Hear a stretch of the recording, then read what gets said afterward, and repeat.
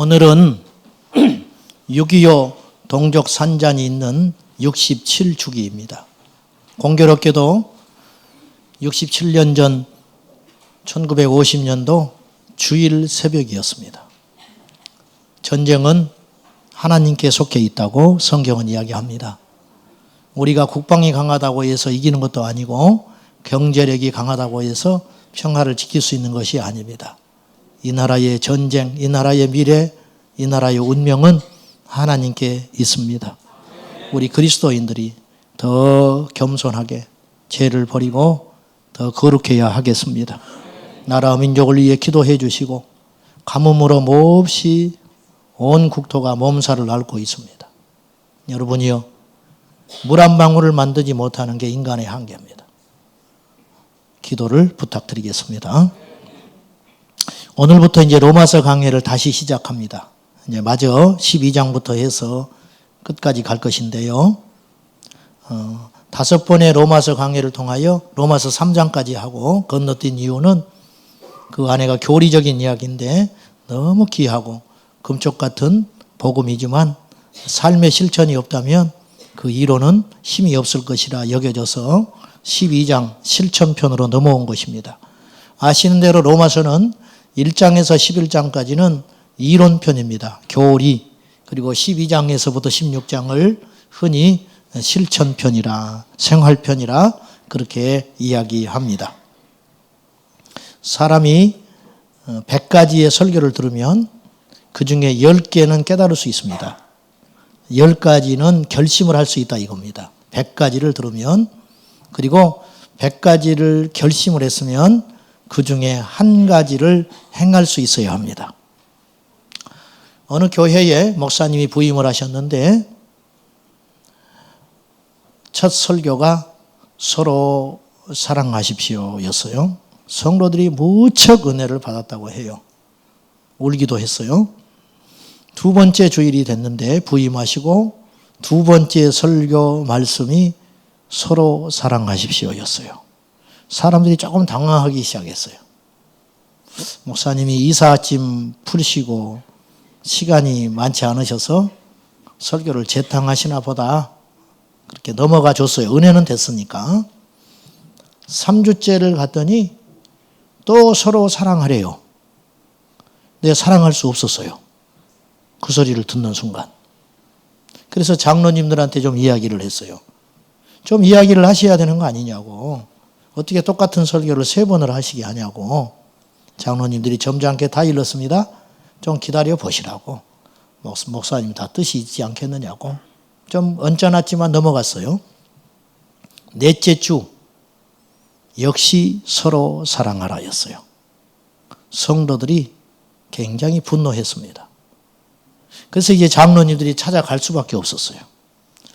목사님 바쁘신지는 알지만 다른 주제로 좀 설교를 해주시면 좋겠다고. 그랬더니 목사님을 알겠습니다 그랬어요. 그리고 이야기가 진정이 된 줄 알고 5번째 주에 성도들이 궁금해서 교회를 많이 왔어요. 오늘은 어떤 설교를 하실라나. 역시 서로 사랑하라 였어요. 못 참겠다. 우리를 무시해도 유분수지 이건 교회를 무시하는 거다. 에? 그래서 목사님을 내보내게 됐습니다. 목사님이 떠나신 후에 장로님들을 비롯하여 성도들이 뭔가 이상한 점을 느끼기 시작했어요. 그분이 젊고 신학도 뒷문으로 한 사람도 아니고 전에 교회에서도 사역을 잘 하셨다는데 어째서 저러시나. 뭔가 우리에게 문제가 있는 건 아닌가. 그래서 목사님을 찾아갔어요. 목사님 어째서 똑같은 설교를 이렇게 5번이나 하셨습니까? 했더니 목사님이 이렇게 말하셨어요. 제가 첫 부임에서 설교를 하는데 하나님이 저에게 주신 마음은 서로 사랑하라 였습니다. 저는 그 설교를 하면 성도들이 변할 줄 알았습니다. 안 변합니다. 두 번째 주에 가서 보니 변하지 않아서 또 똑같이 설교했습니다. 3번 했습니다. 4번 했습니다. 5번 했지만 변하지 않습니다. 저는 변할 때까지 그 설교를 할 참이었습니다. 그러는 거예요. 고개 숙였어요. 진짜 목사지요. 진짜 목사. 그 용기가 보통 일인지 아십니까? 그래서 다시 목사님 오셨다는 거예요. 문제가 어디에 있는가 우리에게? 말씀을 전하는 대로 살지 않고 듣는 대로 안 산다. 그 말이죠.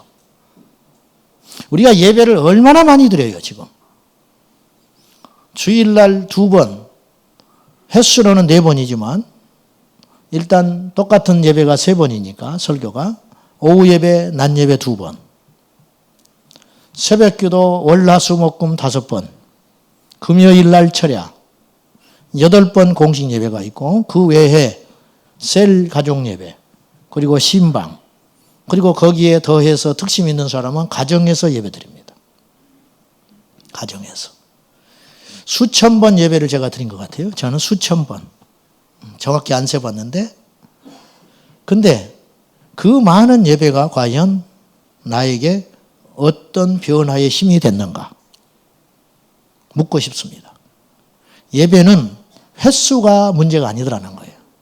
저는요, 한 번의 예배가 인생을 바꿀 수 있다고 믿는 사람이에요. 그래서 지난번에 외부에서 목요일날 불신자들 와서 예배 드렸거든요. 경찰 직원들. 제가 얼마나 준비 많이 했는지 몰라요. 그리고 내가 그분들한테도 이야기했어요. 한 번의 예배가 여러분을 바꿀 수 있다. 저는 한 번의 예배로 인생을 바꾼 사람을 들어봤어요. 저를 위해서 하루도 쉬지 않고 기도하시는 우리 기도의 어머니. 그분은 진도, 섬에서 태어나셔서 진도 밖을 나가보지도 않고 학교 근처를 안 가봐가지고 글씨를 몰랐어요. 국문을 몰라. 그래서 몸빼바지 입고 결혼하고 자식 낳고 하루하루 사는데 어느 날 이건 사는 게 아니더래요. 그런데 어느 날 새벽에 아침에 일어났는데 교회에 종소리가 울리더랍니다. 예배당 근처도 안 가봤는데 종소리 나는 걸 보니 사람 부른다는 생각이 들더래요. 그래서 새벽에 무엇에 미친 듯이 그 예배당을 홀로 찾아 나서서 갔어요. 성경책 읽을지도 모른다니까요. 갔더니 자기 혼자 앉아 있더랍니다. 새벽기도 인도하는 분이 누구냐면 가정 있고 그런 분들은 생활이 안 되니까 오지를 않아요. 목사님들이. 그래서 노처녀 여자 전도사님이 그곳에서 목회하고 계신 걸 그때 가서 안 거예요. 그분하고 둘이 예배드렸어요. 그날 새벽에 우리 대모 권사님은 성령 받았어요. 육신에도 불을 받았어요. 육신에도. 마음만 불을 받은 게 아니고 그날 이후로 예배를 쉬지 않아요. 저는 한 번의 예배가 인생을 바꿀 수 있다고 믿어요. 그래서. 근데 거꾸로 예배 횟수가 우리의 믿음을 보장해 주는 건 아니라는 거죠.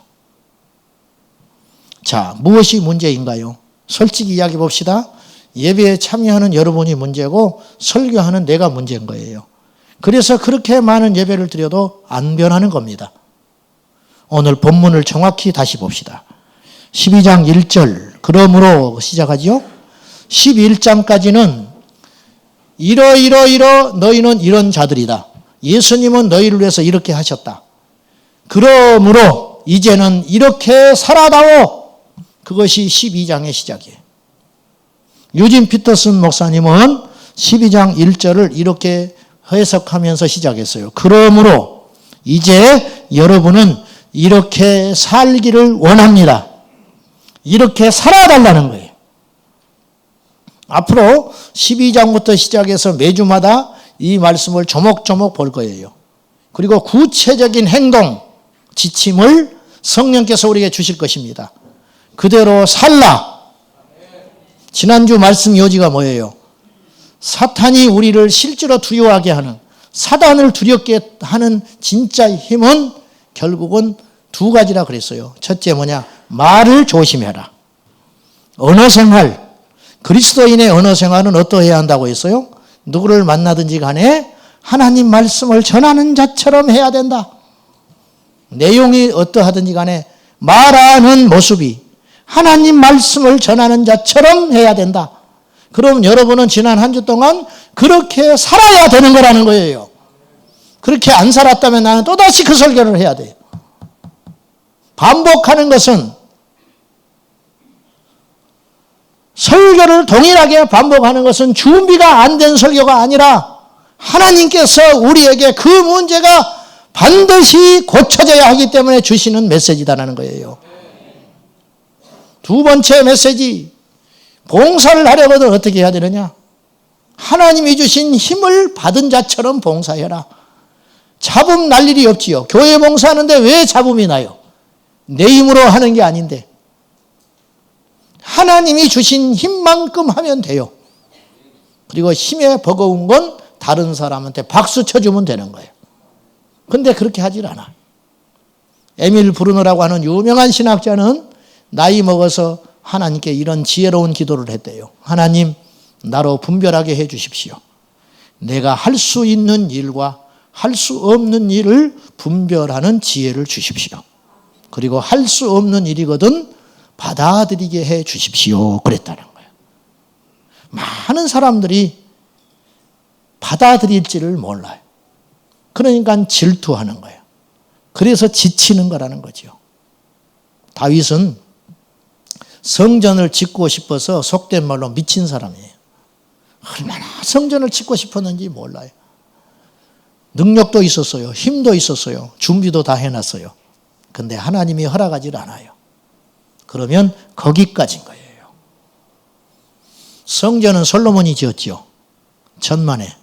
다윗의 합작품이에요. 다윗이 준비하지 않았으면 솔로몬 성전 못 지어요. 그 영광을 다윗과 함께 누리는 것이라는 거죠. 이게 믿음의 자세예요. 여러분, 어째서 내가 다 하려고 합니까? 어째서 내가 끝까지 하려고 합니까? 하나님께서 하라 하신 부분까지만 하면 되는 거라는 거죠. 우리가 이런 자세로 살면 교회 안에서 시끄러울 일이 무엇이냐 이거예요. 그러니까 이렇게 살아야 된다는 거예요. 살지 않으면 또다시 그 설교해야 돼요. 될 때까지. 오늘 예배에 대한 이야기거든요. 참 예배. 오늘 본문 여러분 다 잘 아는 내용이에요. 문제는 이렇게 살지 않고 있다는 데 고민이 있는 거예요. 자, 오늘 12장은 이렇게 시작했지요. 그러므로 형제들아 내가 하나님의 모든 자비하심으로 너희를 권하노니 너희 몸을 어떻게 하라고요? 하나님이 기뻐하시는 거룩한 산 제물로 드리라. 여기서 몸을 드리라고 하는 의미는 예배당에 와서 내 몸을 하나님께 바치라는 뜻은 아니에요. 그건 우리가 알아요. 그 말은 아니겠죠. 이게 구약의 시대가 아니니까. 그리고 구약에서도 예배자의 이 몸 자체는 하나님 받지 않았어요. 이 속에 담겨 있는 뜻은 무엇일까? 알지만 우리가 표현하기가 마땅치 않지요. 유진 피터스는 이 본문을 이렇게 번역을 했습니다. 여러분의 매일의 삶, 즉 먹고 자고 일하고 노는 모든 삶을 하나님께 헌물로 드리십시오. 그러니 이 말이에요. 예배당에 와서 1시간 드리는 예배가 다가 아니다. 세상에 나가서 밥 먹고 세상에 가서 일을 하고 세상에 가서 심지어 자는 것조차도 예배자의 모습답게 자다오. 그렇게 이야기하는 거예요. 이곳에서 열정으로 예배하고 기도하고 찬양하고 설교를 잘 듣고 경건하게 예배를 드리는 것도 중요하지만 그것만을 예배라고 말하지 않는다는 겁니다. 며칠 전에 교회 유리문을 수리하는 분들이 오셨어요. 그 기사분들이 일을 하다가 잠시 쉬는 시간에 교회 로비에 앉아있다가 밖으로 나가더만요, 둘이. 그러더니 쭈꾸러 앉아서 그 앞에서 담배를 피우고 있었어요. 이분들도 알아. 교회 안에서는 담배를 피워서는 안 된다는 정도는 안다고 말이죠. 제가 그 모습을 보면서 저를 생각했고 우리 성도들을 생각해 봤어요. 예배 시간에 담배 피우는 배짱 있는 사람은 없더라고. 예배 시간에 담배 피우는 사람은 없어. 근데 예배 끝나고 나면 피워. 왜 그럴까? 예배자의 모습이 아닌 거예요. 예배는 끝난 거예요. 수업 끝나듯이. 연속이 끊어지는 거예요. 연속선상에 있질 않아요. 묻겠습니다. 하나님은 이곳에만 계세요? 세상에도 계세요? 정말이에요? 근데 왜 세상에 가서는 그렇게 살아요? 응? 비겁하게 살지 말라는 거예요. 세상에서 담배 피웠으면 여기까지도 물고 들어와. 내 말 안 할 테니까. 그 정도 배짱은 있어야 예수님 만나지요. 근데 그럴 배짱은 없으면서 예배당에서는 믿는 척하고 있다가 밖에 나가면 안 믿는 거예요? 이게 예배의 연속선상이 끊어졌다는 거예요. 하나님은 그 예배를 받지 않는다는 거예요. 그 사람이 1시간 동안 교회에 와서 드린 예배도 가식이었다는 거예요. 성경에는 가인의 제사를 거절하십니다, 하나님이. 그런데 성경을 자세히 보면 가인의 제물을 거절한 게 아니에요. 가인과 그의 제사를 거절하셨다.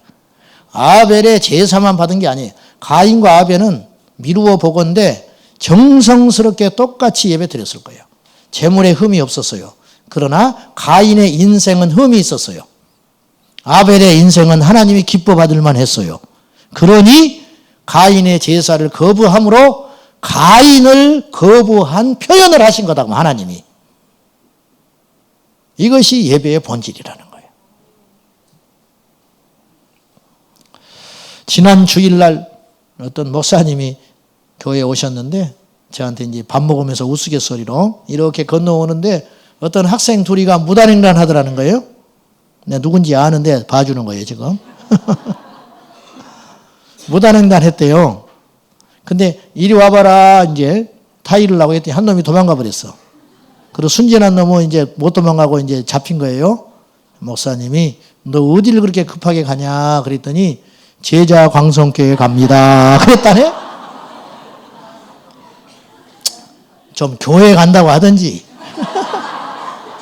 더 좋은 거는 절에 간다고 했으면 좋았을 뻔했는데 이 멍청한 인간이 제자 광성교회 갑니다 그랬다는 거예요. 딱 걸려버렸네. 애교지요. 그러니까 그냥 웃고자 넘어가는 거예요. 그건 죄 짓는 거 아니죠. 뭐 죄라면 죄지만 큰 죄 아니잖아요. 웃고 넘어갈 수 있어요. 근데 예배는 이곳에서만 예배라고 생각하니까 우리가 자꾸만 법을 어기게 되는 거죠. 극단적으로 예배 끝난 후에 살인을 저질러 가는 사람도 있어요. 그럴 수 있잖아요. 네?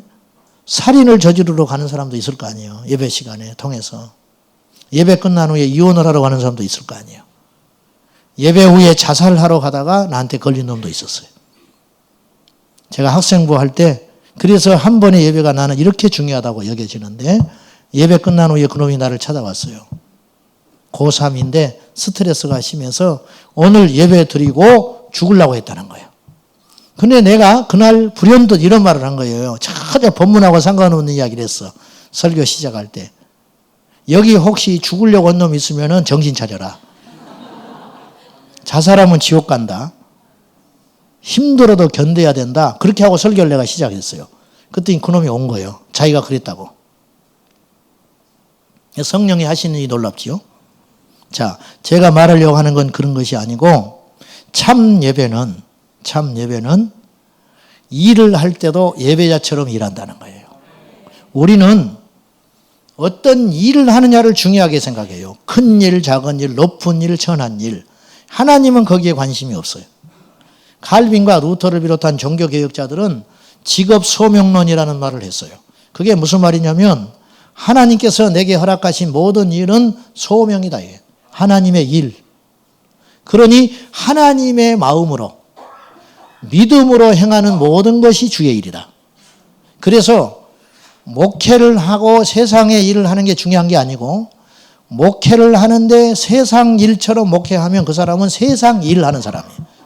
세상에 가서 돈을 벌고 장사를 하든 음식을 만들든 일을 하는데 그분이 믿음으로 그 일을 하고 있으면 이분은 목회자보다 더 훌륭한 사람이다. 이거죠. 여러분 목회를 세상 일처럼 하는 목사 있잖아요. 자기 주머니 채우려고 하는 목사도 있을 거 아니에요. 이걸 싹군이라고 했지요. 이 사람은 지옥 가는 거예요. 주의 일을 한 사람이 아니에요. 겉으로는 주의 일을 하는 것처럼 보여. 그러나 주의 일을 하는 사람은 아니라는 거예요. 세상의 일을 하지만 거룩하고 정직하고 반듯하게 하면 그 사람은 하나님의 일을 하는 것과 같은 상을 받게 될 것이라는 거죠. 로마서 13장 14절에는 이렇게 말씀합니다.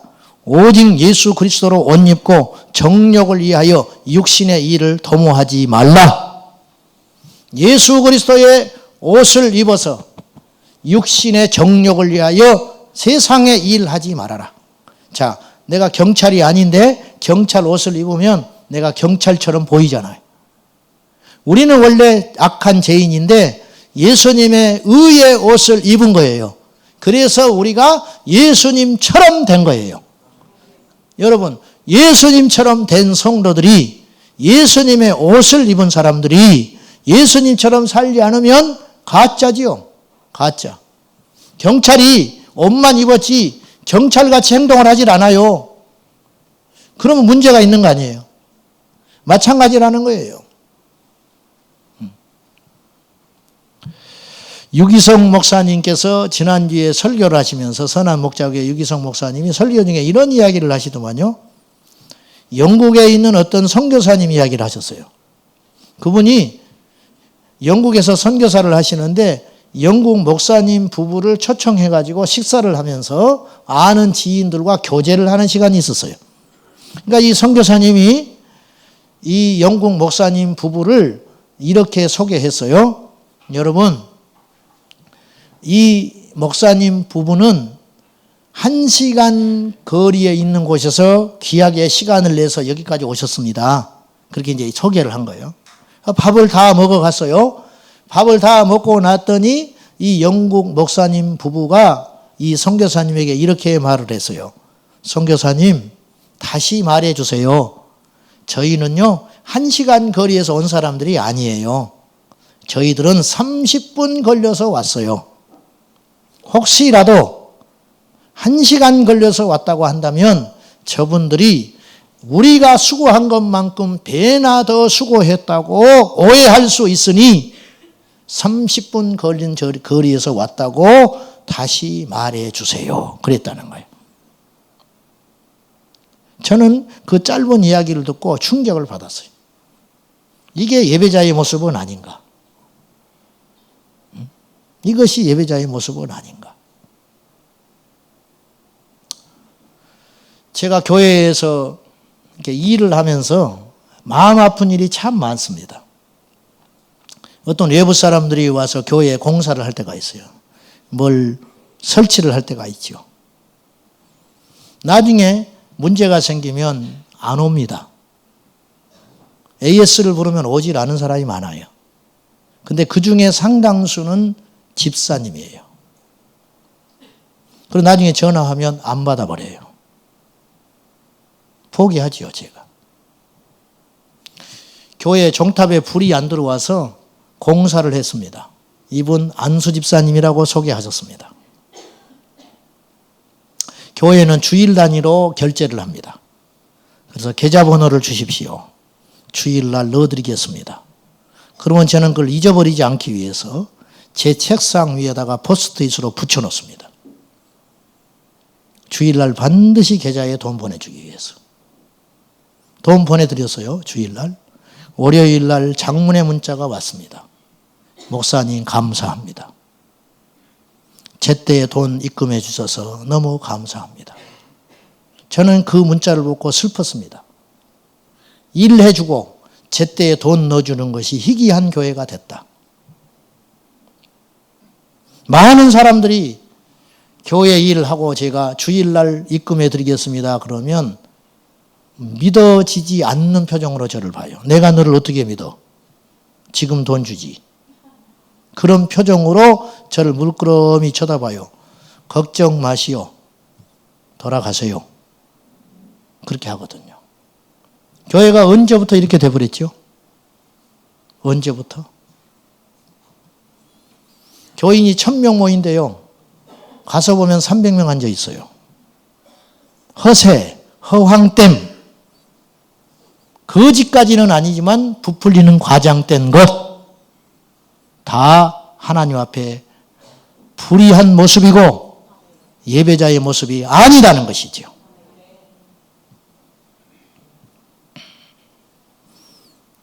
노는 것도 쉬는 것도 예배자처럼 쉬어라.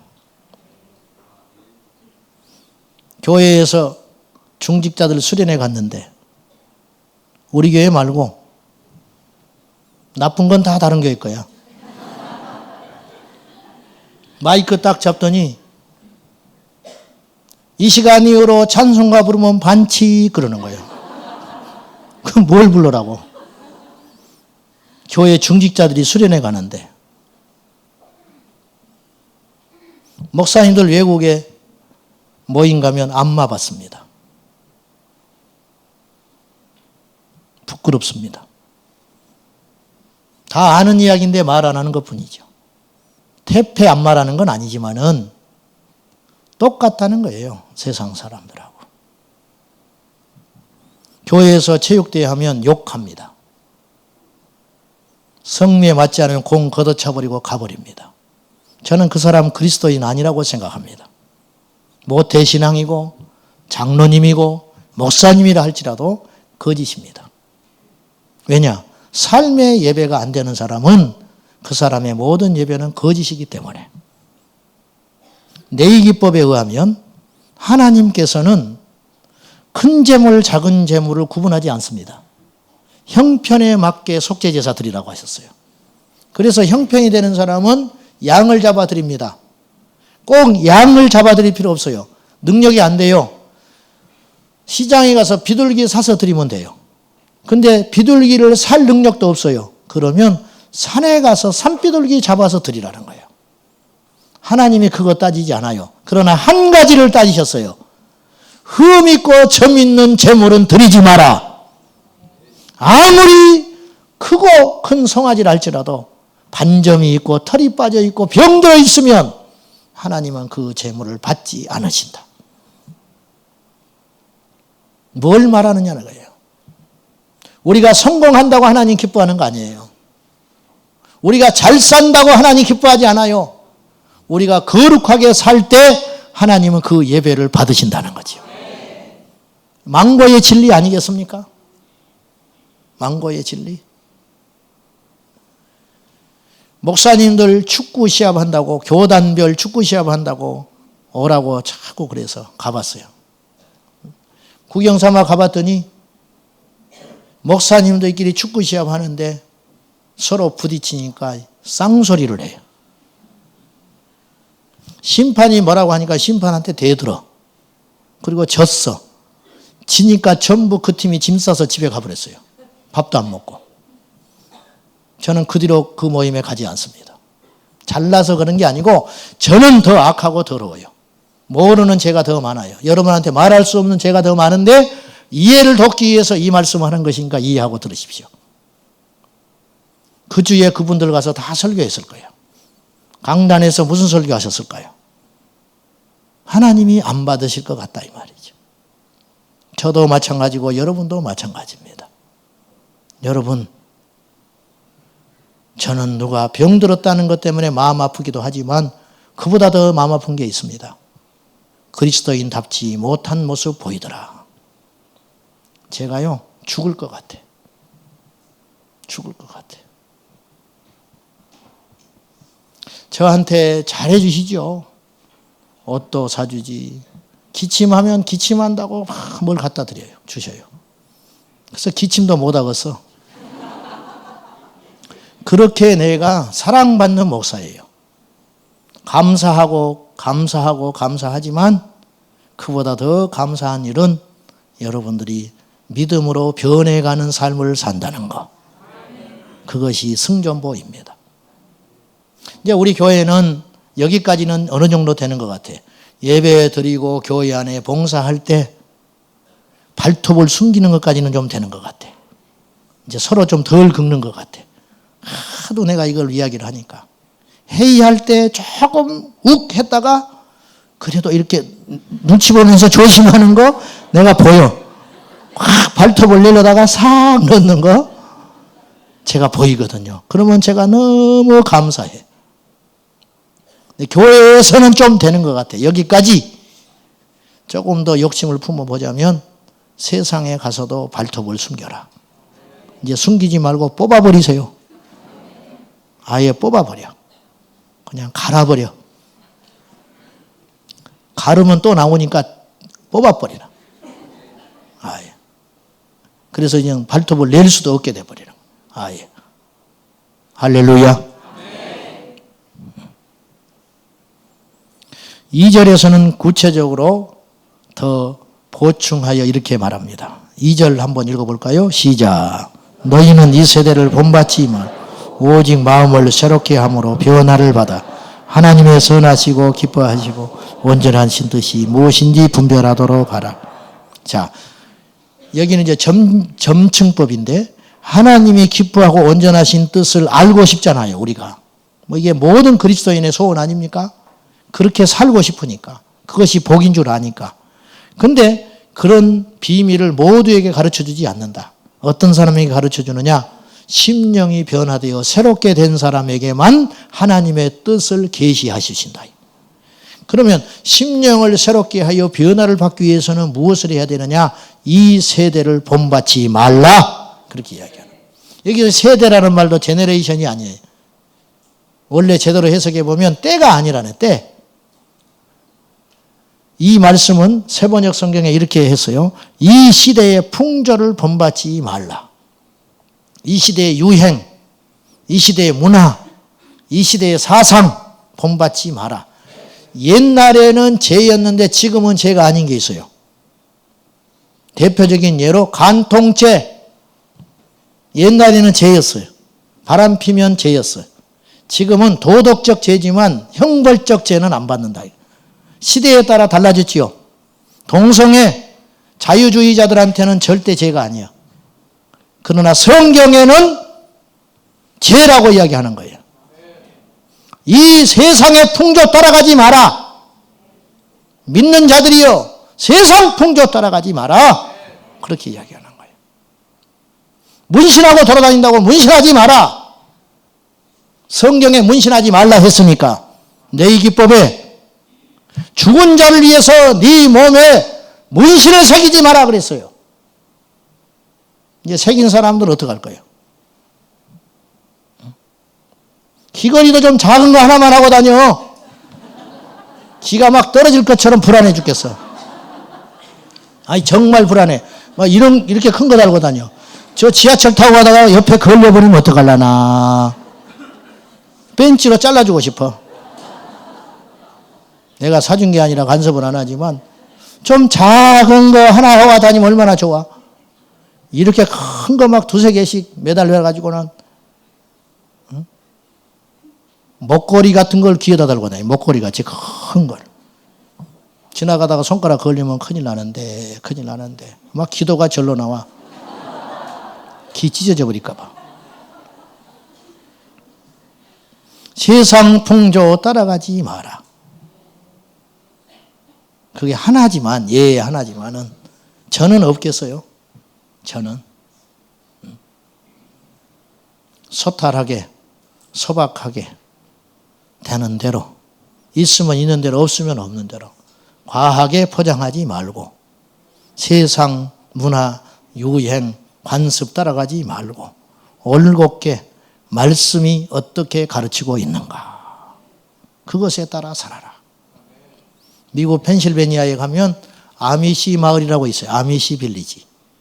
1693년 스위스에서 태어난 기독교 종파입니다. 이들은 얼마나 보수적이고 근본적인 믿음인 사람인지 몰라요. 이들은 자동차를 거절합니다. 전기를 거절합니다. 전화 쓰지 않습니다. 텔레비전 보지 않습니다. 빠른 것을 싫어하는 사람들. 이 사람들은 철저히 대가족 제도를 고수하고 지적인 삶보다 미덕의 삶, 전문 지식보다 필수적인 기본 지식, 개별적 경쟁보다는 공동체의 번영, 외부 세계와의 타협보다는 분리를 주장하며 자체 8년의 교육과정을 마치고 세상 교육도 보내지 않아요. 그래서 이들은 농사만 짓고 살아요. 그런데 범죄율 제로. 항상 기쁨과 소망이 넘치는 활기찬 그 마을을 세계 많은 사람들이 보기 위해서 지금도 구경 갑니다. 특이한 건 그 교회에 그곳에 거창한 예배당이 없다는 사실이에요. 제일 큰 건물은 학교. 어째서 예배당이 번듯하게 없을까?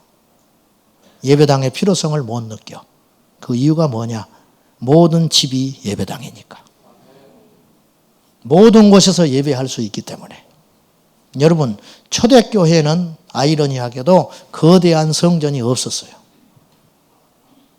무엇을 말하는 것이죠? 어떤 종교가 종말을 맞이하려면 망하기 직전에 나타나는 현상 두 가지가 있대요. 첫째, 거대한 성전을 짓기 시작한다는 거예요. 마구잡이로 짓기 시작해요. 두 번째, 성직자가 무지무지 많아진대요. 그러면 그 종교는 망해버린대요. 한국교회는 이미 망하기 직전에 와 있는 것 같아요. 제가 볼 때. 그 징후로 따지면. 예배당이 높아질수록, 예배당이 필요 없다는 뜻이 아닙니다, 저는. 예배당이 높아지고 예배당이 커질수록 그 안에 있는 성도들은 참되게 예배할 수 없는 이 모순을 우리는 어떻게 봐야 하느냐는 거예요. 여러분, 이곳에서만 예배하지 마세요. 제발 부탁드리는데 이곳에서만 예배하지 마시고 길에서도 예배하십시오. 직장에서도 예배하세요.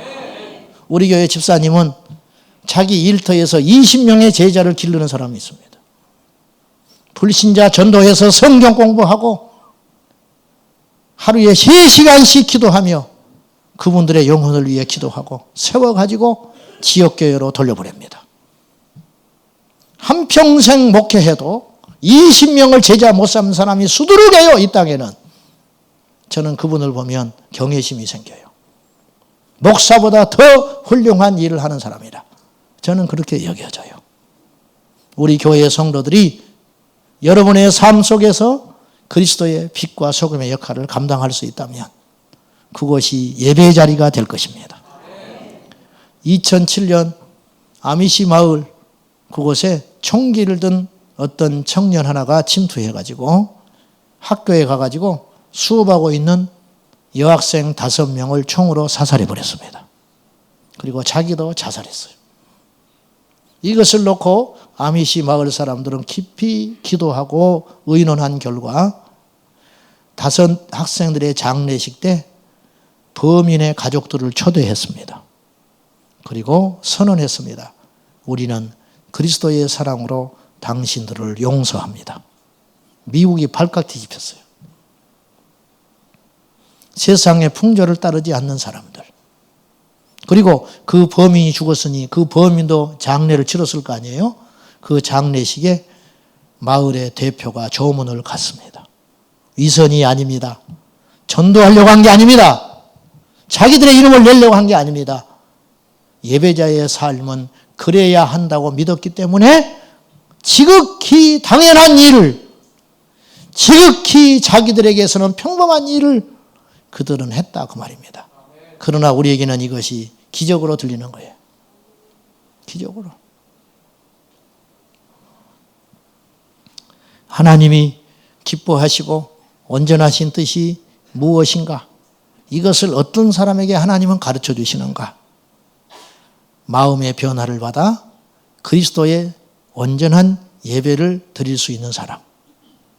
사랑하는 여러분, 예수 그리스도를 믿는다는 것은 교회에 와서 신앙 행위를 하는 것을 초월하여 뛰어넘어서 우리에게 주어진 모든 삶 속에서 하나님의 말씀을 지키고 살아도 부자 될 수 있고, 지키고 살아도 잘 살 수 있고, 지키고 살아도 승리할 수 있고, 지키고 살아도 출세할 수 있다고 믿는 믿음.